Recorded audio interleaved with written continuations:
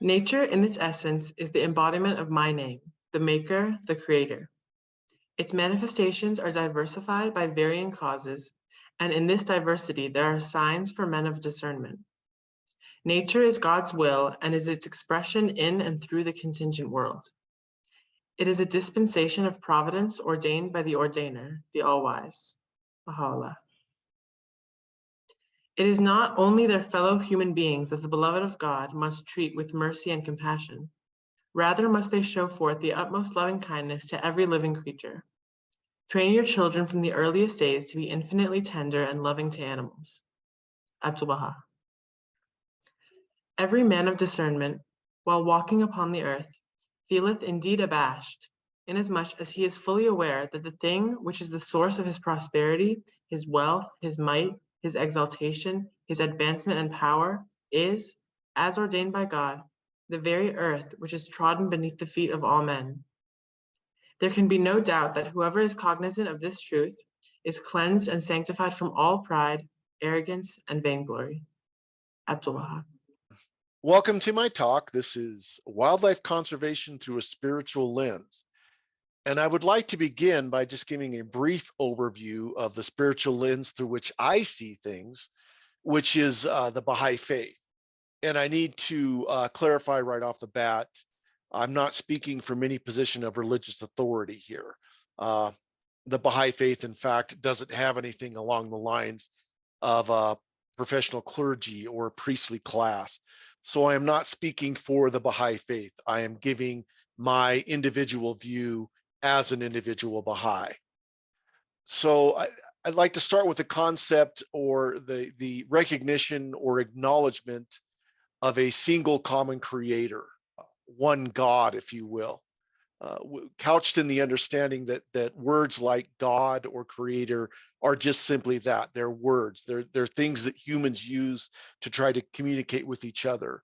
And that's done with the understanding that no word, term, or other manifestation of human intellect can possibly capture God. God is completely beyond our understanding. And so that raises a question then, as God's creatures, that leaves us in a bit of a quandary. Because if God is in fact unknowable, if God is in fact completely transcendent of us, how are we to have any inner meaningful interaction with God? How are we to know if God even cares? Well, Baha'is believe this takes place through the appearance of figures that we refer to as the manifestations of God. These are figures that appear among humanity at different times and in places throughout history. And they bring what I think is the pure essence of religion. This facilitates the enlightenment and the redemption of the individual.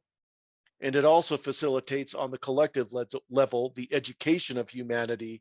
And it gives us the ability to bring forth an ever advancing civilization.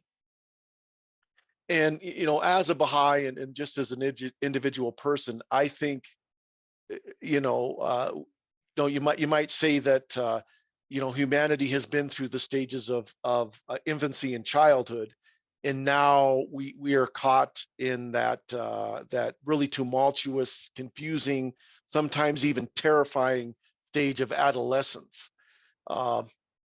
And a big part of the reason why Baha'is recognize a manifestation of God called Baha'u'llah, which translates into the glory of God.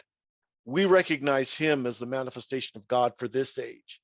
And he appeared in 19th century Persia, which is of course now called Iran. I think that a big part of the reason why he came was to usher in the age of humanity's maturity, to show us the way, to set the blueprint, and show humanity the way toward becoming a truly mature species on this planet. And as an individual, I am quite convinced that a pivotal part of this is going to be that relationship that we share with the natural world, with the environment, with the wildlife that inhabits it. I do think, unfortunately, for quite some time now, that's a fractured and dysfunctional relationship. Our society has become increasingly urbanized, increasingly technological and cynical. and divorced from any kind of meaningful connection with the earth and with its creatures. However, I think that's important, and I think the Baha'i faith affirms this. Let's take a look at a passage of the Baha'i faith that I think conveys that. The statement here: man is organic with the world. His inner life molds the environment and is itself deeply affected by it. The one acts upon the other, and every abiding change in the life of man is a result of these mutual reactions. And so I also would like to acknowledge that there has been a segment of humanity that has held on to this knowledge, that has kept that sense of deep kinship with the environment and with its creatures. And of course, that would be the Aboriginal peoples all around the world. And here in North America, that would be the indigenous Native Americans. And here's a saying from a prominent Native American, Chief Seattle. Very, very simple and direct, but at the same time, deeply beautiful and profound. The earth does not belong to us. We belong to the earth. Okay, so moving forward from there, I think during the early period of development of this nation that we call the United States, the nation that I am a citizen of, we've kind of saw these three different doctrines or philosophies played out across time: exploitation, preservation, conservation. I'd like to take a look at these each in turn. So let's start with the first one. And I think, unfortunately, we can say with certainty that during the early period of the development of the United States and the push of that nation westward across the continent, we definitely saw this doctrine of exploitation fully played out. Basically, I think it's a spiritually fractured way of looking at things. It's very much divorced from that reverence for the land and for its creatures, and by extension, reverence for the creator. It's basically, I want what's in front of me. I'm going to take it. If I can make money off it, great. If I just need to destroy it to get it out of my way, that's fine too. Who cares? And here, I think this image kind of illustrates that. This is a man standing next to this gigantic pile of bones and skulls from American bison, which was a species that we very nearly drove to extinction. And sadly, there were some other species, for example, the passenger pigeons, that we did in fact drive to complete extinction because of this unmitigated exploitation of the land and of the wildlife. However, there started to be some cracks where the light started to shine through long about the late 19th or early 20th centuries. And we started to see some pushback, and we started to see an implementation in some places of a doctrine or a philosophy of preservation. A great example of that is the nation's first national park, Yellowstone National Park. The majority of that is right here within the borders of my state of Wyoming. And this is a photo that was taken in Yellowstone. It's an area I'm familiar with. In fact, the summer after I graduated from high school, I worked that summer in Yellowstone. And it's definitely a showcase of where the philosophy of preservation, which again, I think this is it's a philosophy that reestablishes that reverence for the land and for its creatures, and by extension, the creator. And, to put it in really simple terms, it's basically hands off. We don't hunt in Yellowstone. We don't cut timber for firewood. We don't farm or ranch. It's very much a place where we as humans go to visit, to take pictures and memories. Otherwise, nature is left alone to do what it does. We come here as visitors and then we go home. So that's preservation. And then as we got into the 20th century, we started to see this implementation of a philosophy called conservation. I think it shares something in common with preservation insofar as I think it is more spiritually functional. It does carry that spirit or that philosophy of respect for the land, respect for the creatures, and by extension, reverence for the creator. But it's more hands-on, it's more interactive. There is some taking. For example, we will take a share of the animals off the landscape through hunting for food, those sorts of things.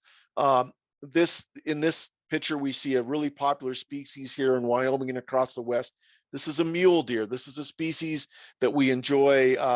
We enjoy watching them, and during hunting season, we do hunt. We do take a few off the landscape for food.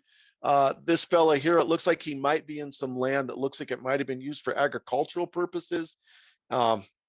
He's also benefited from that. Looks like he's been eating very well. He looks, fat, happy, and well prepared for winter. So I think that's a good illustration of how human beings and wildlife can interact together in a way that's really beneficial for all involved. And it's constructive and forward-looking rather than set in the moment and utterly destructive like exploitation was.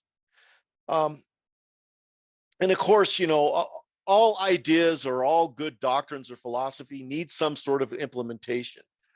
And the way we've done that, with the way we've provided some structure to this through the 20th century and now into the 21st century, is through the North American model of wildlife management. And I just want to touch on some highlights about that. So let's start. It's rooted in a conservation view. In other words, it's not total hands-off preservation. There is some interaction, but it's wise use. It's use with the view, with respect and toward the future. The underlying principle is that wildlife is a public trust. Now in Europe, previously in old Europe, the wildlife was seen as quite literally the property of the gentry or the royalty. They would talk about the king's deer, for example. Here in North America, we said we're taking a different approach. We're establishing the idea that wildlife is a public trust for all of the public, not just the royalty. The structure or the infrastructure through which this is implemented is our professional game and wildlife management agencies. On the federal level, that's the U.S. Fish and Wildlife Service. And then each state has its own wildlife management agency. In my state, of course, that's the Wyoming Game and Fish Department. And again, these are agencies that employ professionals, such as professional game wardens, who are essentially their law enforcement agents that go out and make sure that wildlife laws are being obeyed, and they will arrest and ticket and help prosecute bad actors like poachers. And these agencies also employ a lot of scientists, like fisheries biologists or wildlife biologists. And as a Baha'i, I'm happy to see that. One of the fundamental principles of the Baha'i faith is the essential harmony of science and religion. So of course, Baha'is are really big on science, and we particularly like to see the sciences applied in the world in a practical manner that brings about great benefit. So I think these professional agencies employing these scientists is a great example of that. And then on to the subject of hunting. Yes, I mean, the Wyoming Game and Fish Department does control and regulate hunting and issue hunting licenses. So hunting is a part of this, but it's very different than this, what we saw on this slide here, the free for all, kill everything until it's all gone approach. It's regulated. We hunt only during set seasons, which here in Wyoming, that's mostly during the fall and early winter when hunting seasons take place. You have to be licenses. You have to be licensed. You have to go through a hunter education course. I've been both a student and an instructor of these hunter education courses. And of course, you have to hunt within bag limits. In other words, we limit the amount of animals we allow hunters to remove from the landscape. And also as a Baha'i, I think this dovetails very well with my religious beliefs. Baha'u'llah, the aforementioned prophet, founder of the Baha'i faith, did not say very much specific to hunting. What he said was very direct. Really two things. Number one, if you choose to hunt, if you're going to hunt within the laws or the regulation of the land or the jurisdiction that you're hunting in. And he also said, hunt not to excess. In other words, no excessive hunting. So here we see regulated hunting according to bag limits. So that matches up perfectly with my religious beliefs. And then, moving on into, the 21st century and beyond, I mean, I do think that Wyoming, where I live, Wyoming, the Rocky Mountains, it's very much it's an area that always has been, and I think remains a frontier. It's an area, that's always kind of been on the cutting edge of humanity's interaction with the natural world and with wildlife. And of course, this goes all the way back thousands and thousands of years to the first Homo sapiens who were here. And those folks were Paleo Indians, and they were here in pursuit of the ancient game herds. And so, I think that tradition is carried through all the way to today, that this is, it's a frontier. This is where the rubber meets the road, where humanity meets the natural world and wildlife. And I think we've kind of had three categories kind of gel that what we're seeing how people interact with the land today. Then that's recreation or experience-based, pragmatic or results-based, and then commercial, economic, or livelihood-based. So once again, I'd like to delve into these a little bit, one at a time.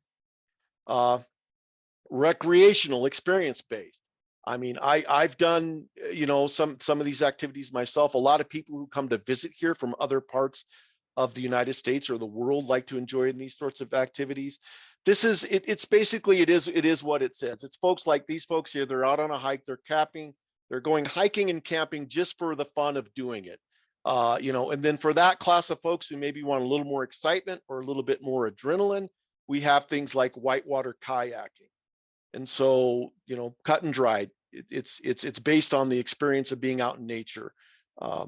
So moving on from there, the next category we have the pragmatic or results-based interaction with nature, and it does share. I mean, there is some in common with the previous category. The experience is part of it, but you're also out there after a tangible result. For example, I mean, here in this picture, I guess it's on my left. You can see there is a backpack. I was backpacking. I was hiking.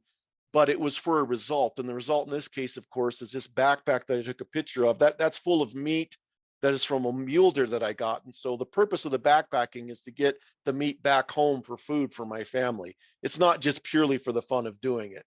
And then this other photo here, this is something else I love to do. I love to go out in the woods and cut dead dry timber for firewood. There's still quite a lot of folks around here who heat their homes with firewood.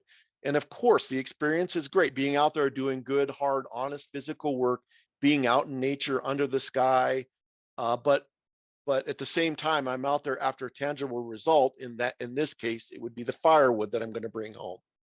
So that's that category. And then moving on, we have the commercial or economic based interaction with nature and wildlife, which is based on people getting their livelihood off the land. And so we have folks like outfitters and guides. Here we see an outfitter and guide taking some folks out on a whitewater rafting trip. We also have outfitters and guides who will take people hunting. And these are people who will provide a service for visitors who come out here. Maybe they don't have all the equipment they need. Maybe they don't have the level of experience where they're comfortable taking off in the wilderness by themselves. And so they will hire an outfitter or a guide to equip them and take them out and guide them through the experience of hunting or whitewater rafting or whatever the activity might be. And of course, outfitters and guides love what they do. They love the experience of being outdoors, but they're also gaining their livelihood. They're making a living off the land and off the wildlife. Of course, we also have a lot of agriculture out here. We see this rancher here with his cattle. This is another level of interaction. Here in Laramie sits in Albany County, Wyoming, which has a lot of the county is these nice, lush prairies where we have families that have been ranching here for some of them for 3, 4, 5 generations. So of course for them it goes far beyond just being a business. It's quite literally a way of life for them, but it's how they get their livelihood. And, the subject of ranching kind of flows in, to the next subject I want to talk about, because the interaction between ranching and wildlife is really interesting. Sometimes it can be pretty good and mutually beneficial. Sometimes there can be tension there, especially during the past few decades where we've seen the return of some of our magnificent apex predators, our wolves and our grizzly bears. The interface between ranching and those apex predators can sometimes it's led to some tension at times. And so, speaking of, there are many species of wildlife where there might be some contention or some various points of view. Again, for the sake of brevity and focus, I kind of wanted to choose one species to talk about, and for me, the choice was obvious.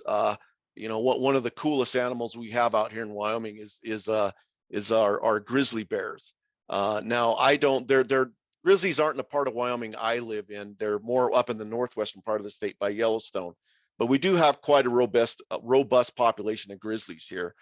And again, like I said, there's a wide variety of points of view on grizzlies, but I think there is a pretty good general underlying consensus that most people do want them here. I'll hear a lot of folks in Wyoming say, grizzlies is what really makes Wyoming truly wild, and they are an awe-inspiring animal. They are an animal that can evoke feelings that are definitely spiritual. I mean, it's humbling to be out there and know that they're out there. It's they are extremely immensely physically powerful creatures, but they're also, the Native Americans considered them to be very wise, and that's true.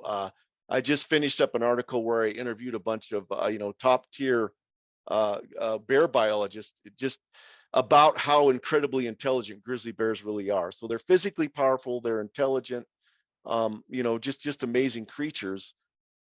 But unfortunately, when we were in that mode of exploitation that I talked about previously, they were one of the first species to get hit, and they were hit the hardest. I mean, people at that time really didn't like them, just really wanted to get rid of them. It might not be common knowledge, but grizzly bears used to occupy the Great Plains. They occupied the Great Plains all the way out to the Mississippi River. And I was recently talking, the Great Plains state that is most immediately adjacent to me is a state of Nebraska, just to the east of me. And I was recently interviewing a gentleman who's a wildlife biologist in Nebraska about, the history of grizzlies in his state.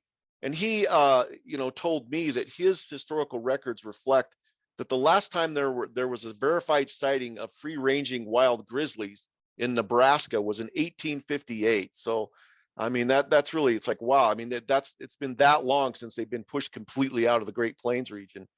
And, moving forward to about the 1970s, there were, still fairly significant grizzly populations left in Canada and in Alaska, but here in the lower 48, it was quite grim.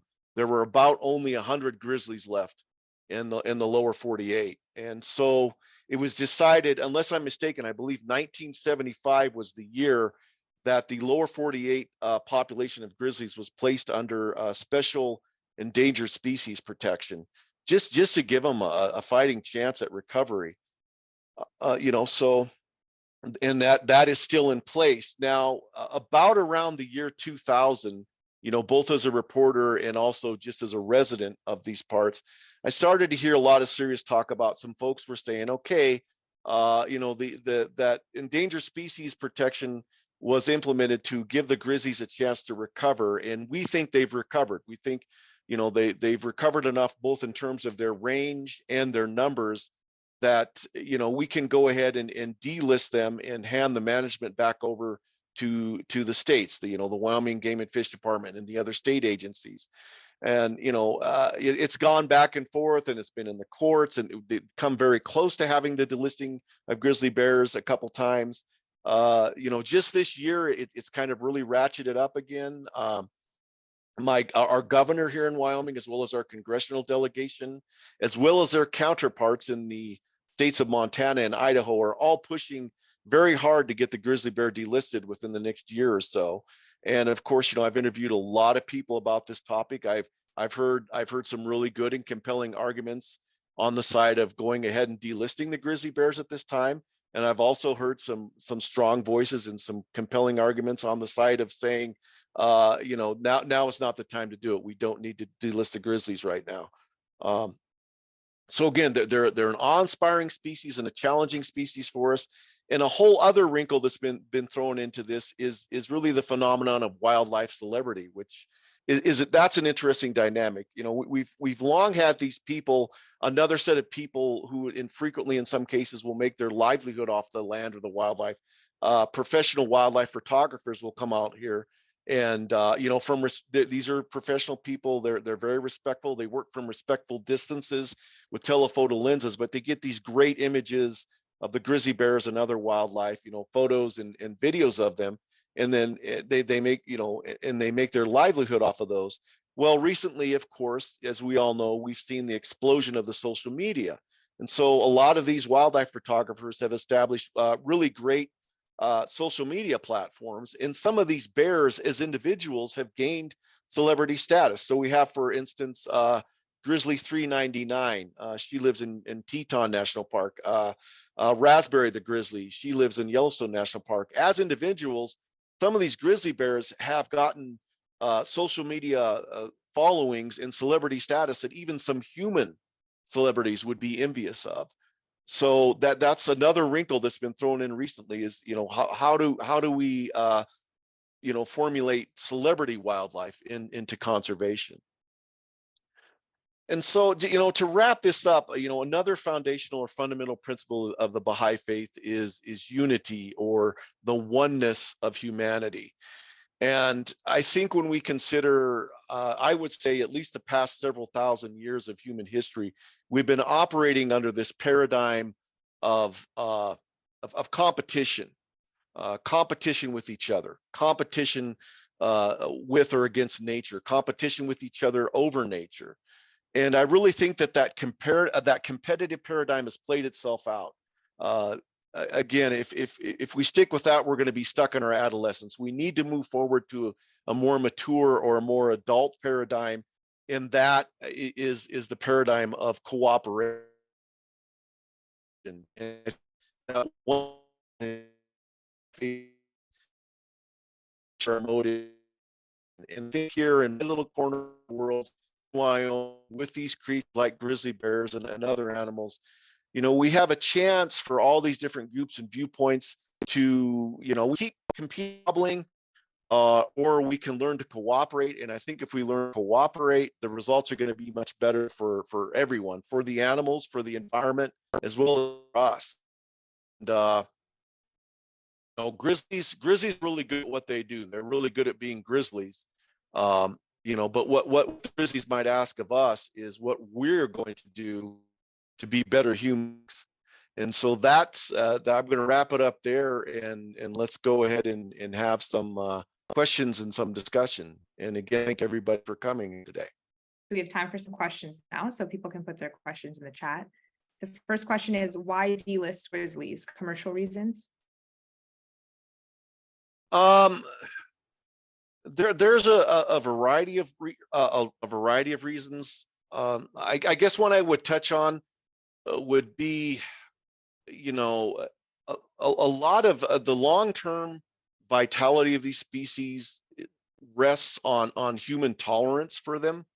And it's one thing to live many miles away from these areas and kind of idealize nature in the animals. It's another to live directly adjacent to them. And right or wrong, there's a certain level of tolerance people have for things like grizzlies getting into their livestock, grizzlies attacking people, those sorts of things, grizzlies coming into towns. And so the argument there is, if the state had management over them, they'd be able to put, have a little bit more direct control over there, a little bit more conflict resolution. That's one reason. It might not be the most palatable for some people, but I think from a purely pragmatic point of view, that is a strong argument. While we're waiting, I was just wondering, how did you get interested in this field in general? Just the way I grew up.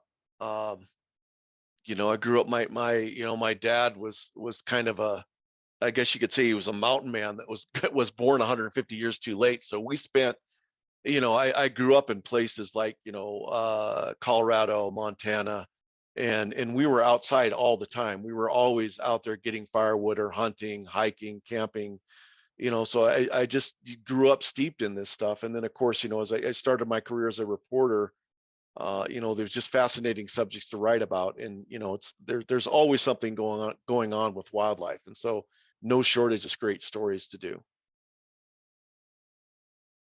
Sounds interesting. Can you comment on the spiritual aspect of conservation consciousness?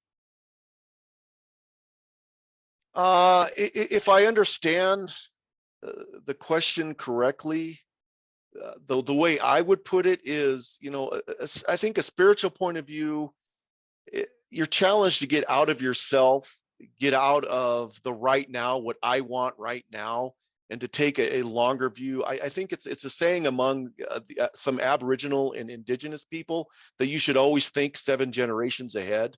In other words, how will what I do now affect 7 generations going forward? And I think that's what conservation speaks to. It speaks to, it's not just me, it's not just what I want, it's not just my lifetime, it's all of the land, it's all of its creatures, and it's the people that are gonna be here long after I'm gone. What will benefit them, and how does that show, true reverence for the land and for the creator? And I hope that, I kind of jumbled around a little bit, but I hope that kind of gives you a view of how I see it. Can you speak a little about the wild horses in Wyoming? Oh, I could speak a lot about the wild horses in Wyoming. Just to give a thumbnail sketch, the scientific consensus, and this is not without challenge, is that there was a native horse species. There was a native equine species in North America. However, they died out 5,000 to 7,000 years ago. And then, so there were no horses, but then we had people like the Spanish conquistadors coming over, and then later some folks from other parts of Europe, and they brought horses with them. And some of these horses got loose. And so the mustangs that we see out on the range today are largely the descendants of those horses that escaped from the conquistadors or escaped from US cavalry units. And so there's two ways of looking at it. Some people say these are truly wild animals, that they have a legitimate place on the range, and others say no, they're not native, they're feral animals. They can actually be destructive to the range and present challenges to other wildlife. And so there's those two kind of divergent points of view. I can say, I have spent a little bit of time out on the range with them. They're fascinating, magnificent animals. I mean, there's no doubt about that. But again, it comes down to that scientific, how do you look? I mean, are they truly wild animals, or are they feral, or are they something in between? And it's a really interesting, perplexing question. So that's just very brief. I mean, again, I could talk a lot about them, but if anybody else has any other questions, I'd love to talk about that as well. Thank you. The next question is, how did you hear about the Baha'i faith, and why did you become a Baha'i? Oh boy. Well, I grew up Catholic, and most people say that, oh no, boy, a recovering Catholic, and say bad things about the church. No, I grew up, my family went to a great church. We had great priests, really educated, great men, and I learned a lot from them. Had a great experience as a Catholic, and then later on, I also had very positive experiences being part of the evangelical Christian community. However, I just, eventually started to run into questions or quandaries that, for me, I just wasn't finding the answers. I didn't feel satisfied. I kind of moved away from religion, and indeed, for a time, I was actually an atheist. But then I started looking back into religion and studying things, and studying everything I could get my hands on. Of course, this was before the internet, so you had to go to the library and check out books. And I read about Islam, read about Buddhism, all the different stripes of Christianity. Read a lot of stuff by Joseph Campbell, and of course, had always had an appreciation for the indigenous beliefs. So I looked into those too, and came to the conclusion that I really, okay, this is cool. I believed in God again, but I didn't think it was going to go any further than that. And they say you find what you're looking for when you stop looking. And it wasn't, a week later, after I'd kind of come to that conclusion, that I just was never going to find a specific religion, that I actually saw on a poster board at the university I was at the time, something about the Baha'i faith and a phone number. And that's how it all got started. I called the gentleman and just began a series of conversations with him, and then spent about a year or so investigating the Baha'i faith, and then went ahead and declared myself a Baha'i. So that's kind of the short version of how I became a Baha'i. Great. Such a great story. Yeah. Let's see. Oh, why do you think there's such a small population in Wyoming? That's a complex question. It's just kind of where it is, how things shook out as the West got settled. It's the weather here isn't exactly the most inviting. It can be really windy a lot of the times. It gets really cold in the winter. I think that has something to do with it. And then it's just I don't quite understand as far as politics and the way the businesses were founded, but it just Colorado kind of took off, and that's why, you know, Colorado's just to the south of us. I'm here in Laramie. I'm just a few minutes from the Colorado border, but Colorado became much more of a metropolitan area. I think just because of you know, the businessmen and the prospectors kind of settled there, and they didn't really come into Wyoming. I mean, Wyoming has seen, you know, Wyoming's kind of a hotbed of energy development, but you know, the big populations just never really gravitated here. And again, I think the weather and the topography has a lot to do with it, but there's other factors as well. I mean, that's a complex question, but that's just really my brief, you know, sort of sketchy understanding of why there's so many, like I said, so many people in Colorado, but just hardly anybody in Wyoming. There's only about 500,000 people in the entire state, and it's a huge state. Could you comment on Abdul Baha's statement that man does not need to eat meat, and in the future, meat will not be eaten, and how ranchers can transition to something else, like Baha'is who once grew wine and transition to grape juice? Yes. I think, you know, definitely vegetarian is encouraged in the Baha'i faith, but I don't think it's not a requirement. We don't have any dietary requirements in our religion. And I think the Baha'i faith, if you look into some of the writings or some other comments by Abdul Baha, he did acknowledge that there would be at least some consumption of meat going forward. But I think you're correct. I think that we will definitely, I mean, in one of my previous jobs, I actually managed a food warehouse at the University of Wyoming. And just in the few years I was there, I saw a big uptick in both the amount and definitely the quality of the vegan and vegetarian food that we handled, that we had come through our warehouse. And I sampled a lot of it. And, you know, just in a few years' time, it went from being kind of sketchy to some really good, tasty dishes. So I definitely think that's on the rise.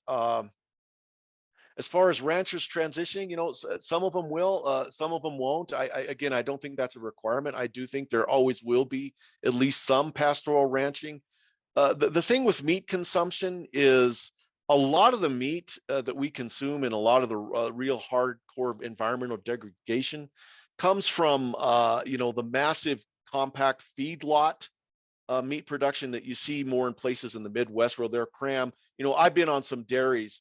They'll cram 20,000 cows into just a couple acres, and it's gross and disgusting and it's cruel to the animals. Whereas out here, it's more, you know, thousands of acres, and the cattle, you know, they're free ranging and they eat grass. So again, you know, to wrap that up, I think we will see a continuation of some of that pastoral ranching, but you know, maybe definitely we're going to see people cutting back on and kind of an end to the you know, crammed in confined animal industrial agriculture, that's problematic for a number of reasons. I mean, it's a vector for disease. I go on and on about how it's a bad practice, and there's a reason why more and more people are switching to vegan and vegetarian diets.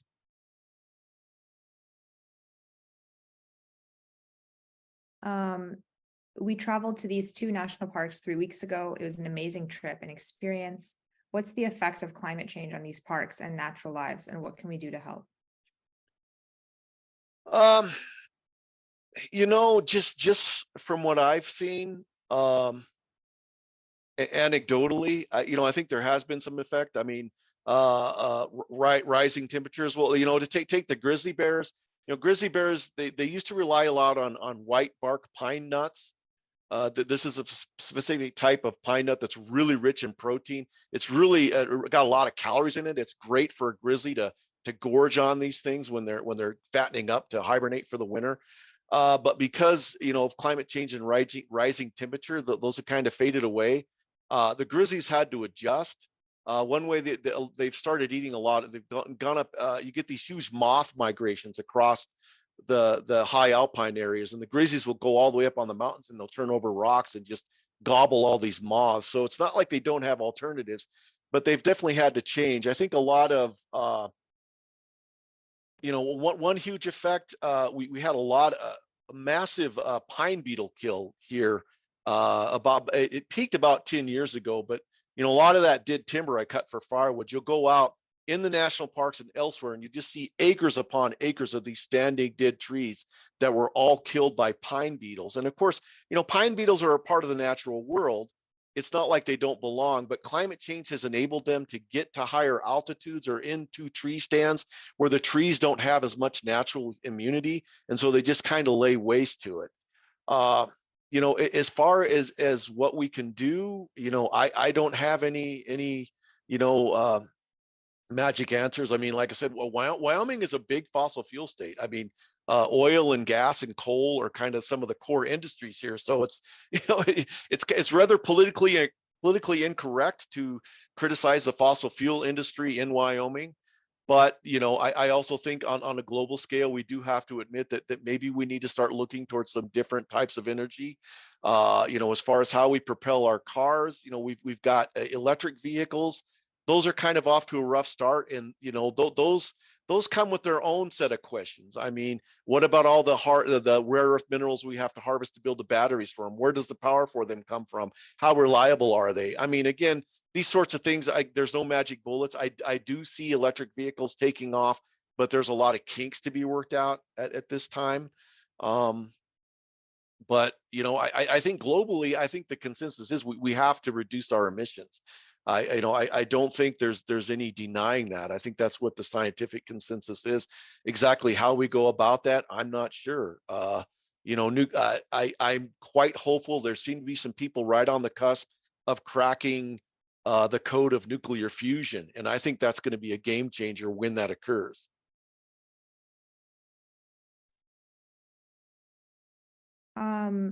Do you have any quotations on man's responsibility to use sustainably and protect his environment from the various holy scriptures?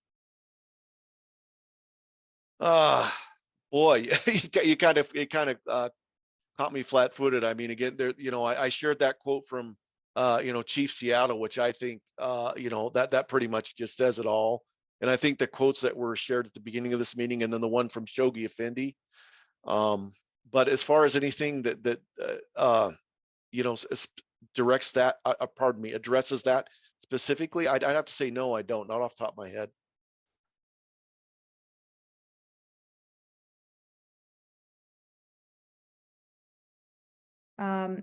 My husband's family, those who had moved to Wyoming, often had written about the sheep wars. Does that still happen between farmers? No, that is my understanding is that those were actual wars between the sheep ranchers and the cattle ranchers. Apparently, they weren't particularly fond of each other. If you've ever seen the movie, it's a highly criticized movie, but if you've ever seen the movie Heaven's Gate, it's a really long movie, but I think it's a great movie. It's got some awesome cinematography in it.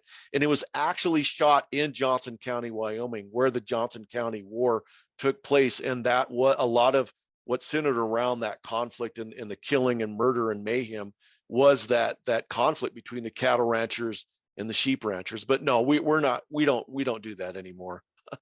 You know, I haven't seen cattle ranchers and sheep ranchers. They seem to be getting along. So. That's good. Wolves have recently been reintroduced into Yellowstone. What difference has it made? Oh, it's made a huge difference. And recently, they were first reintroduced in 95, 96. And like I said, I followed that since the beginning. I followed that before I started writing about that before the program was even implemented. So they've actually been around for quite a while. And within Yellowstone, they made a huge difference. You know, Yellowstone, you know, when you know, species can be pretty selfish, and when you take their control valve off, they kind of go nuts. And the species that did that in Yellowstone was elk. You know, of course, within the boundaries of the park, there's no hunting by humans. And then when the wolves were eliminated, the elk weren't being hunted at all. So they kind of took over the landscape, drove everything else out. They were hammering the willow stands, which of course are important to beavers, which in turn is important to the health of the streams. And you know, just this domino effect all the way down. I mean, I remember a time when you go to Yellowstone and all you'd see was a bunch of darn elk just everywhere. And so they brought the wolves in, and the wolves, you know, these these wolves were captured in British Columbia, where their primary food source had been elk. And so they were dropped in Yellowstone, and all these elk, hey, that's food. And so they started going after the elk and got them in check, not just in terms of calling their numbers, but in changing elk behavior, keeping them on edge, keeping them moving, keeping them from congregating in streamside areas and just trampling the heck out of it. So of course, once the elk were in check, the willows started to come back, which gave the beavers more to work with, which made the streams healthier. So it's had a profound effect. I mean, you look at Yellowstone now, like I can remember going to Yellowstone when I was a kid, and it looks so much better now because of the wolves. And I think those massive fires, as catastrophic as the immediate effect of the fires in 1988 were, they really had a cleansing effect. And so I would say the Yellowstone of today is just orders of magnitude better and healthier looking than it was as the Yellowstone that I remember as a kid. Have you seen the shows Yellowstone and Joe Pickett, and can you comment on them? I have not watched Joe Pickett. I've watched Yellowstone. Yellowstone, I think it gets some core ideas right. I mean, as far as that, John, the main character that Kevin Costner plays, he's all about preserving his ranch. That's his land. His family's been there for generations. These darn developers want to come in and turn it into a playground, or build apartments, golf courses, and all this crazy stuff. And you also have the Native American characters that going, yeah, I get what you're saying, but guess what, buddy? I was here before you were. And, so that is very real. Those dynamics that are playing out across the West, very real. As far as the shenanigans, I mean, people having all these affairs and murdering each other left and right. It's fun, but that's not realistic. I mean, ranchers don't really behave that way, but they don't really take people to this train station and kill them. But the core ideas conveyed from Yellowstone, I think it is an active representation of these family ranches, what it means to them, and then the conflict and tension and challenges between the land developers, the ranchers, and the Native Americans. Could Wyoming change to solar or wind energy, as it's sunny and you mentioned it's often windy? There has been some of that in Wyoming. Again, there's a lot. Again, fossil fuels are still kind of seen as the king here. So there's some political resistance to it, as well as some pragmatic. Some people question how practical it is, but they have here out toward Medicine Bow, I guess to the north of me, you drive the highway to get from here to Casper. It's about a 4-hour drive, but along the way, you're starting to see more and more of those big wind turbines coming up. As far as solar development, I'm not really aware of a lot of solar development here in Wyoming. You're right. I think in some places it could work because we do have a lot of sunshine. It's not, you get to places like Washington or other places I've lived, where, or Northwest Montana where it's cloudy all the time. But we do have quite a bit of sun here in Wyoming, and we do have the wind. And I have seen, short answer is I have seen an increasing amount of wind development, both out towards Medicine Bow and then here between Laramie and Cheyenne, ever increasing number of wind turbines. As far as solar, haven't seen very much of that. That's kind of I guess we'll see where it goes. Is there a scope for reforestation in Wyoming? How much has it been depleted? And would introducing additional species of animals, birds, etc., assist this?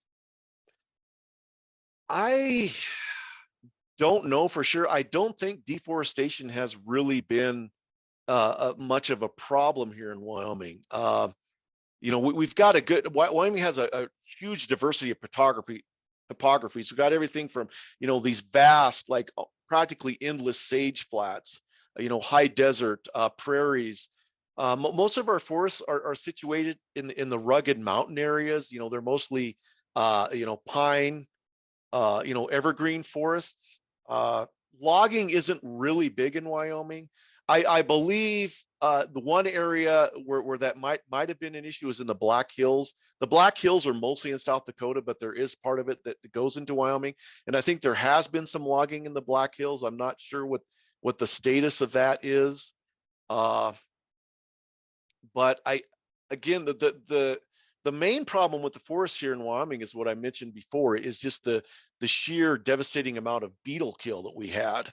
Where these beetles came through and just wiped out, entire stands of pine trees. And of course, the other thing that does is that creates a massive amount of fuels for explosive wildfires. And we've had some nasty ones out here. There's so much need to care for our parks and wildlife. We've destroyed so much of it. Can we get the balance needed back? Is there enough interest in doing so in the world? My honest opinion right now, there's not quite enough interest. I think it's tilting that way. You know, one thing, really a huge thing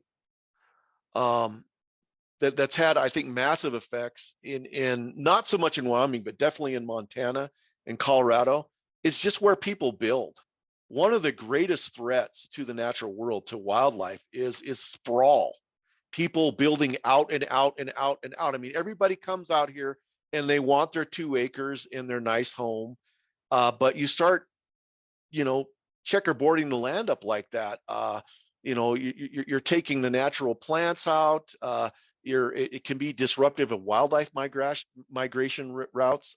Mule deer, that, you know, the species, that picture I showed you, the mule deer, a huge challenge to them is their migration routes getting constantly disrupted. And a lot of it is because of development.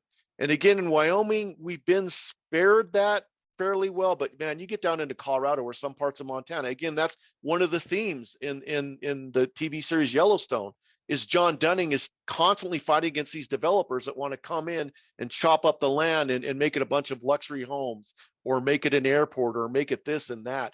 And I really think that, you know, humans, you know, we need, even in areas that seem vast, we need to kind of learn to you know, compact ourselves and maybe, you know, as I say, hey, if you want to move to Wyoming, that's great, but please buy a house in town. Okay, I think that's all of our questions. So thank you so Okay. much, Mr. Heinz. Sure, Really interesting sure. talk. We learned a lot. This is a great topic. Yeah, yeah. So our speaker next week will be Tom Lysat, and his topic is Love's Companion, the Martyrdom of the Bob. So again, these talks are every Saturday at noon Eastern time, and I've put the link to our YouTube channel and mailing list in the chat. Thank you, everyone. See you next week. Bye. See you.